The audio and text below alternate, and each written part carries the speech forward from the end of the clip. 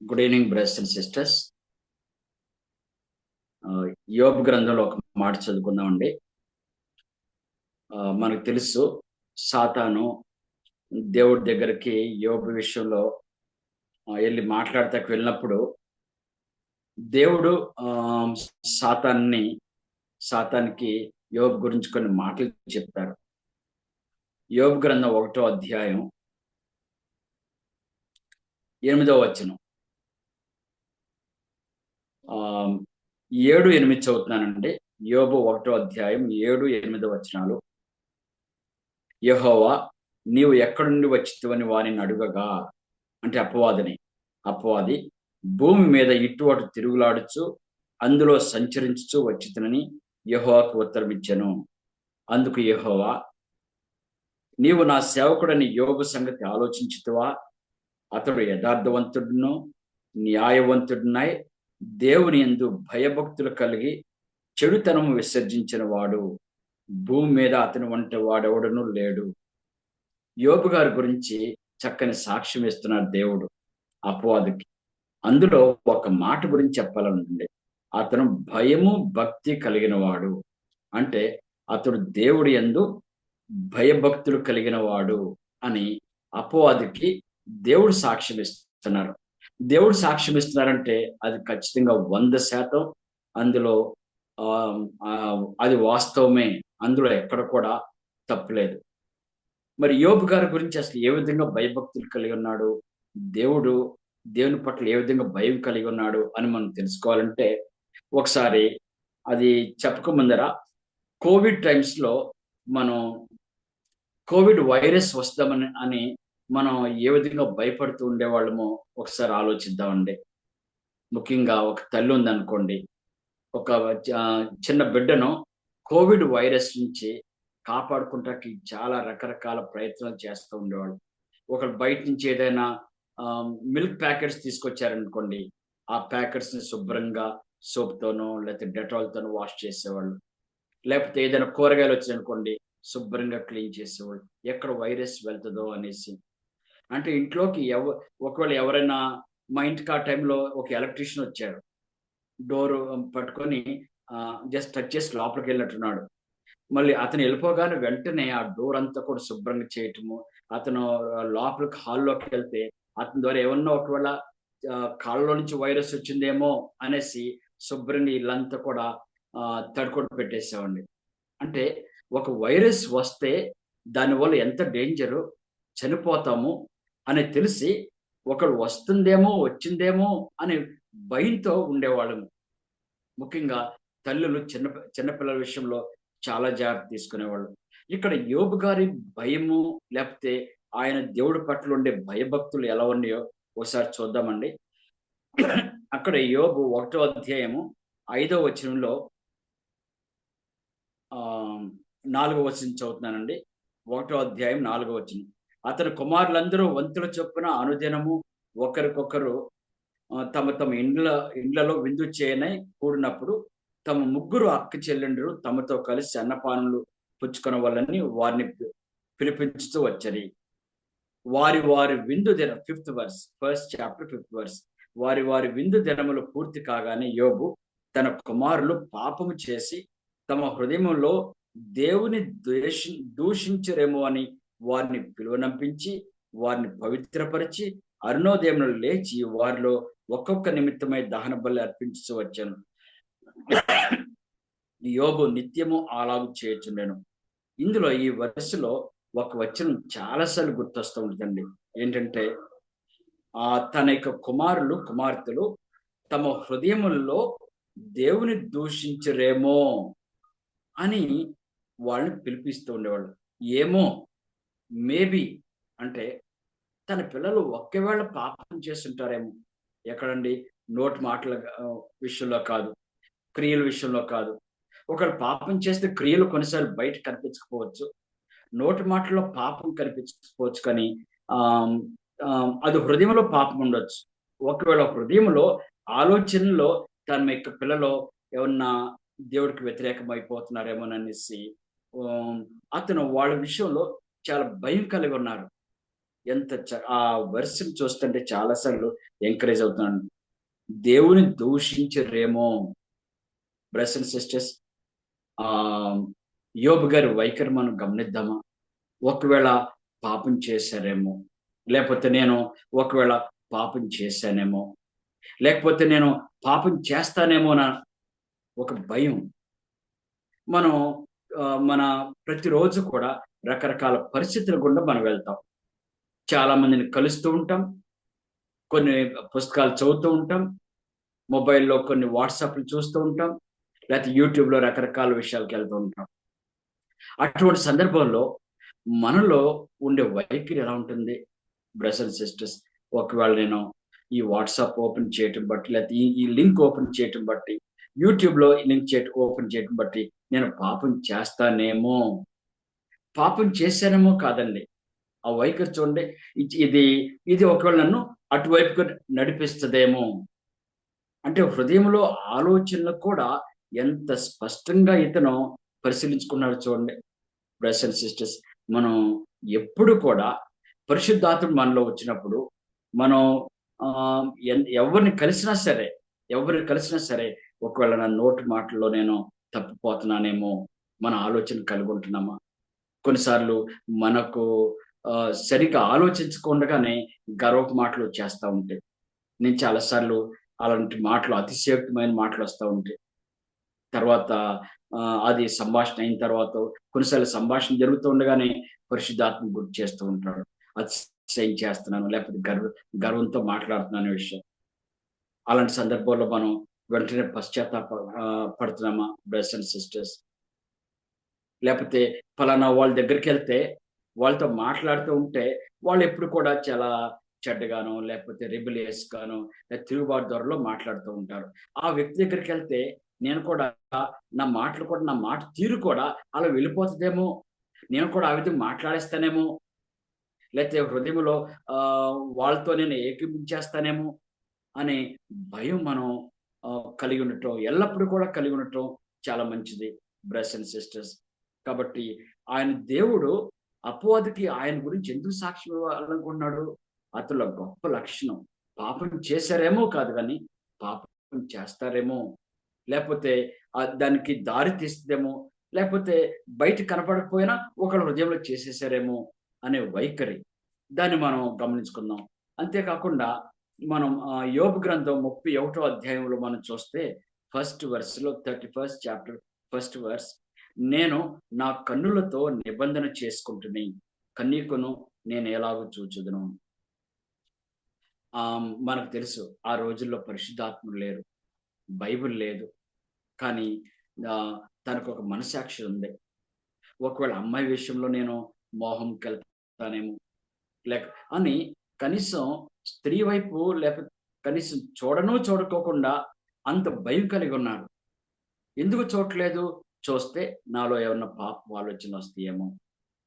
అంటే మనం అంటాం కదా తెలుగులో, అంటే దాన్ని గోరుతో తీసేస్తే గొడ్డలి యొక్క అవసరం రాదు. కొన్ని గోరుతో తీసేయొచ్చు. కొన్ని రోజుల క్రితం, జస్ట్ కొన్ని రోజుల క్రితం నాలో ఒక ఆలోచనొచ్చిందండి. లస్ట్, మోహంకి సంబంధించిన ఆలోచనొచ్చింది. తర్వాత నేను ఆ రోజు నైట్ ఇప్పుడు అప్పుడు ఆ టైంలో చాలా ఏడ్చాను. ప్రభువా! ఆలోచించనిదేమో గానీ, కానీ నేను చాలా భయంకరమైన పాపం చే చేసి డేంజర్‌లో ఉన్నాను. లేతే నేను పాపం చేస్తానేమో!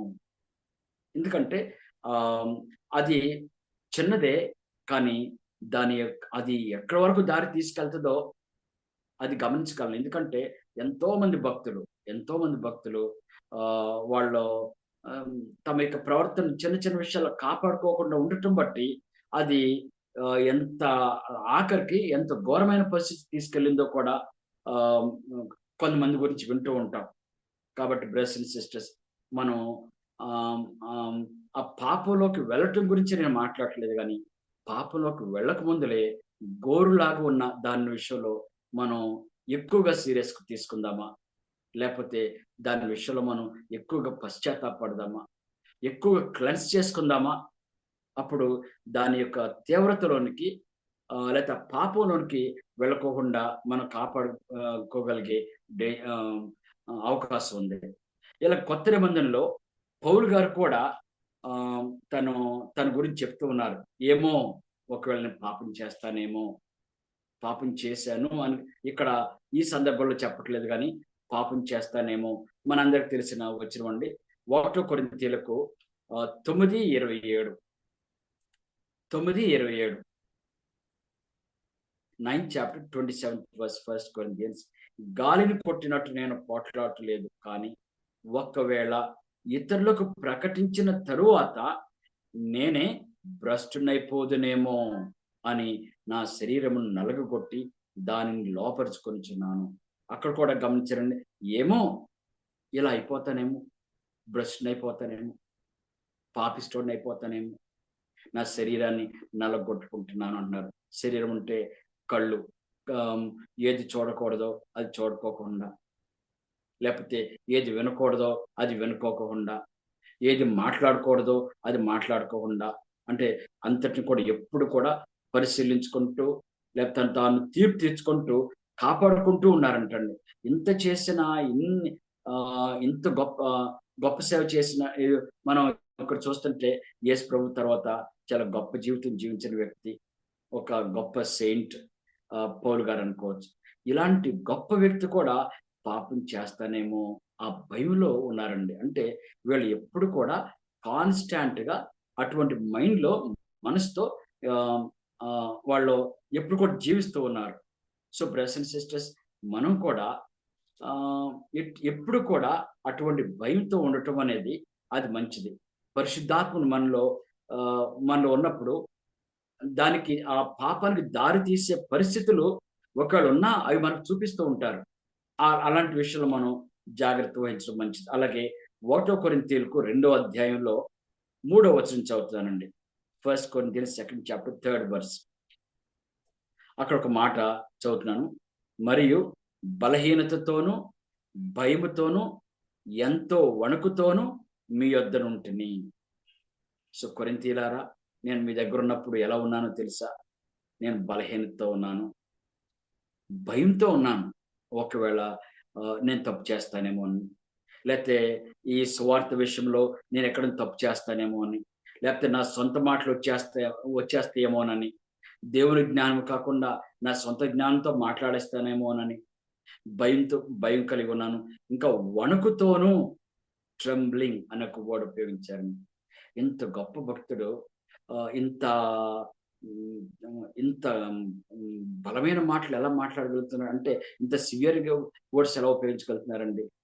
అంటే మనం దేవుళ్ళు ఎదుగుతున్నప్పుడు ప్రతి సందర్భంలో కూడా పాపం చేయగలిగే డేంజర్‌లో ఉంటున్నాము అనేది మనకు తెలుస్తూ ఉంటదండి. కాబట్టి మనం మన రక్షణ విషయంలో కొనసాగించుకుంటున్న విషయంలో కూడా ఈ విషయంలో మనం కొద్దిగా కాన్షియస్‌గా ఉండటం మంచిది బ్రదర్స్ అండ్ సిస్టర్స్. మనం భయంతోనూ, వణుకుతోనూ ఎవరితోనైనా మాట్లాడినప్పుడు కూడా ఒకవేళ తప్పిపోతానేమో మాట్లాడే విషయంలో, కొన్ని పరిస్థితుల విషయంలో కూడా నేను తప్పిపోతానేమో. మరి మన దేవుడు, లేకపోతే యేసు ప్రభు, ఆయన ఏ విధంగా బ్రతికారండి? మనందరికీ కూడా తెలిసిన వచనం హెబ్రీలకు 5వ అధ్యాయం 7వ వచనం అండి. శరీరధారి అయిన ధర్మములలో అంటే 33.5 సంవత్సరాలు కూడా ఆయన రోధిస్తూనే ఉన్నారంట, కన్నీళ్లు పెట్టుకుంటూనే ఉన్నారు. తన్ను మరణం నుంచి అంటే పాపం నుంచి రక్షింపగల వారికి ప్రార్థనలను, యాచనలు సమర్పించి భయము, భక్తి కలిగి ఉన్నందున ఆయన అంగీకరింపబడును. అంటే భయం ఎప్పుడు కలిగి ఉన్నారండి బ్రదర్స్ అండ్ సిస్టర్స్? అంటే ఆయన శరీరధారి అయిన అన్ని దినాల్లో కూడా, అంటే 33.5 సంవత్సరాలు కూడా యేసు ప్రభు భయంతోనే ఉన్నారు. ఏ భయం అండి? అంటే దేవుడు లేకపోతే తండ్రి తను ఏదో బాధ పెడతారని కాదు.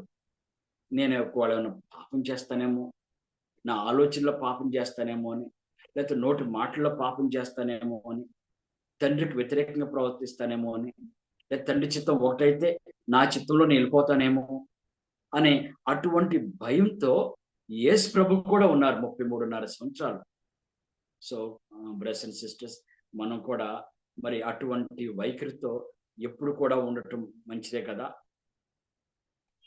కీర్తనకారుడు ఒక మాట చూద్దామండి, 139. అక్కడ ఆమ్, ఇటువంటి వైఖరి గురించి, నాలో ఏమన్నా తప్పుందేమో లేదా తప్పు చేస్తున్నానేమో నాకు చూపించు దేవా అని ఒక మాట, చక్కని మాట రాశారండి. అది మనకు చాలాసార్లు గుర్తొస్తూ ఉంటుంది. 139వ కీర్తన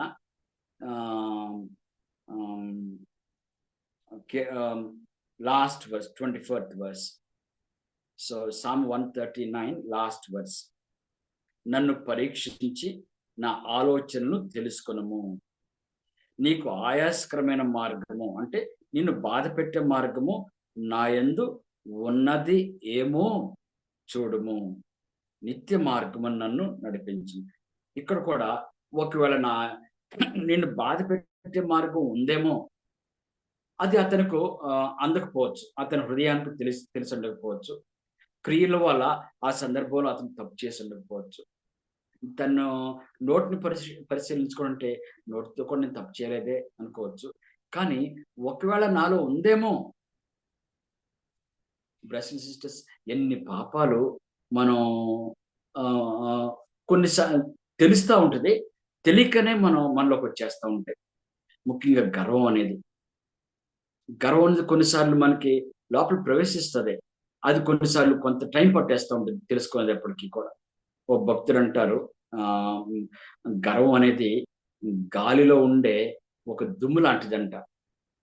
ఇల్లుని అంతటిని కూడా మనం లాక్ చేసేసి కొన్ని నెలల తర్వాత వచ్చి ఓపెన్ చేస్తే లోపల దుమ్ము ఉంటుంది.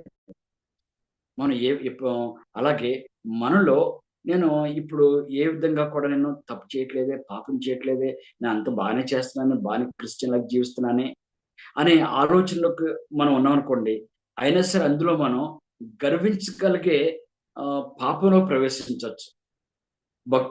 యోబు భక్తుడు చాలా భయభక్తులతో ఉన్నాడు. కానీ నేను ఇది బాగానే చేస్తున్నాను, స్త్రీల వైపు చూస్తలేదు, పేదవాళ్ళకి సహాయం చేస్తున్నాను, అనాథులకు సహాయం చేస్తున్నాను, అవసరమైన వాళ్ళకి లేకపోతే సహాయం చేసి రోడ్డు దాటిస్తున్నాను, ఇలా అంత బాగానే చేస్తున్నాను అనుకుంటున్నాడు. కానీ ఆఖరికి అందులో ఆయన గర్వంలోకి వెళ్ళినట్టుగా మనకు తెలుస్తూ ఉంటుంది. అంటే మనం క్రిస్టియన్ జీవితాన్ని చక్కగా జీవించినప్పటికీ బ్రదర్స్ అండ్ సిస్టర్స్, మనం గర్వించే అవకాశం ఉంటుంది.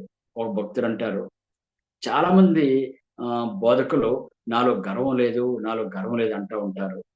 మరి నాలో గర్వం ఉందనుకుంటున్నారా?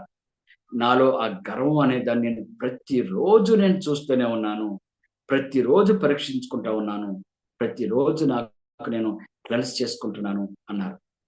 సో మనం పాపం అనేది ఎక్కువ క్రియల వల్ల చేయలేదే, లేకపోతే నోటి మాటల వల్ల చేయలేదే అని మనం అనుకుంటే అది సరిపోదండి.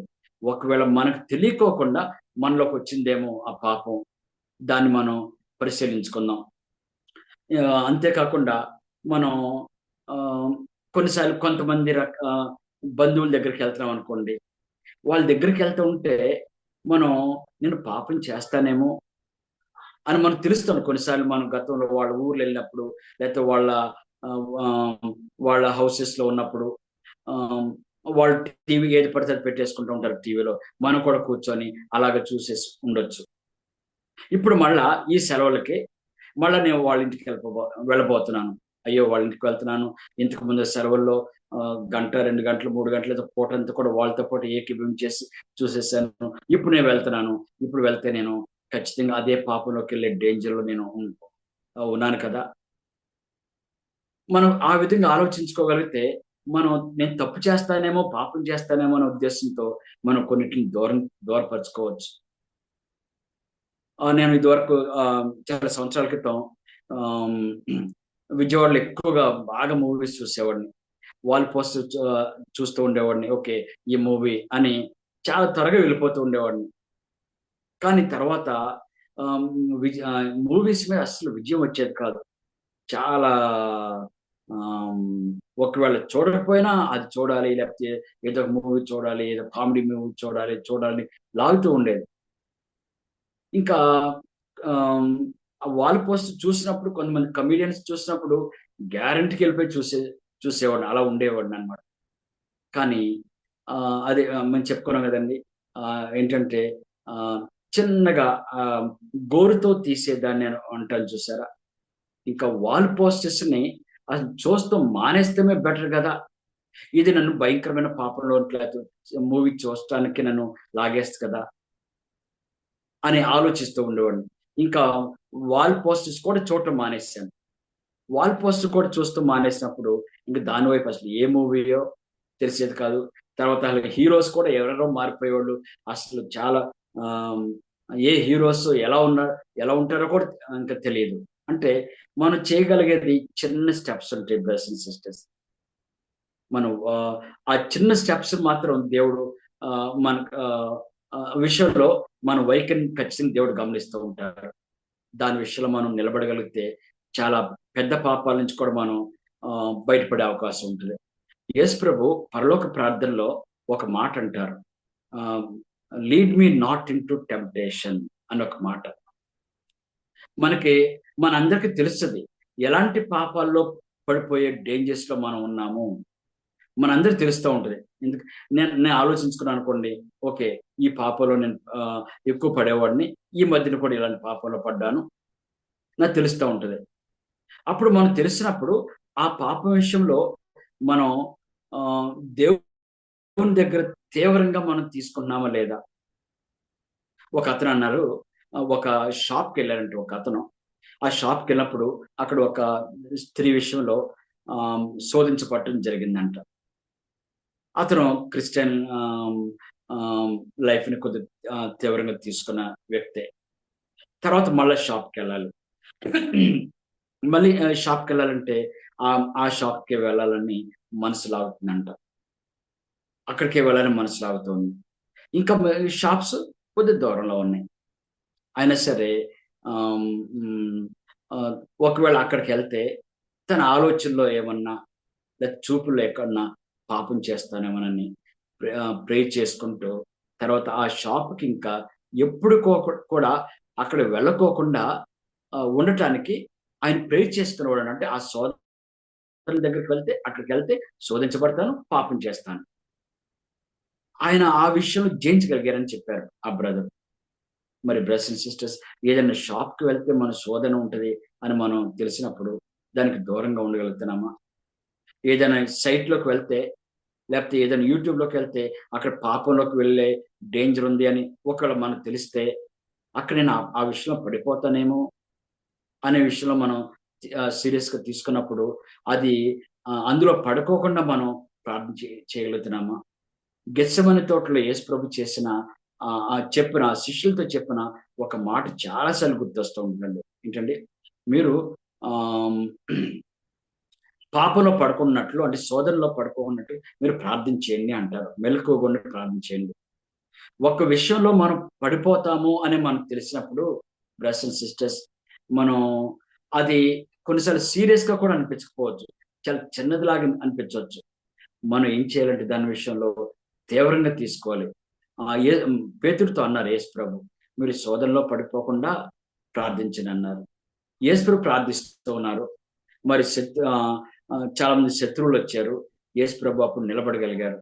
కానీ పేతురు గారు పడుకున్నారు. కానీ ఆయన ప్రేయర్ చేయలేదు. శోధన జయించలేకపోయారు. కత్తి తీసి యేసేసాడంతే. పాపం చేసేసాడు. సో, బ్రదర్స్ అండ్ సిస్టర్స్ నేనిప్పుడు చెప్పాలనుకున్న విషయం ఏంటంటే, మనం ఎల్లప్పుడూ కూడా నేను పాపం చేసే డేంజర్‌లో ఉన్నాను.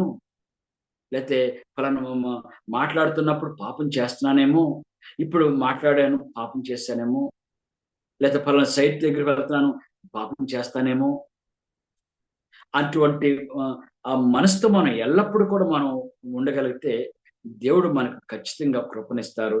అది ఆ డేంజర్ ఉందని మనకు తెలిస్తే మాత్రం దాని విషయంలో మనం ఖచ్చితంగా సీరియస్‌గా మనం ప్రేర్ చేసుకుంటే మంచిదండి.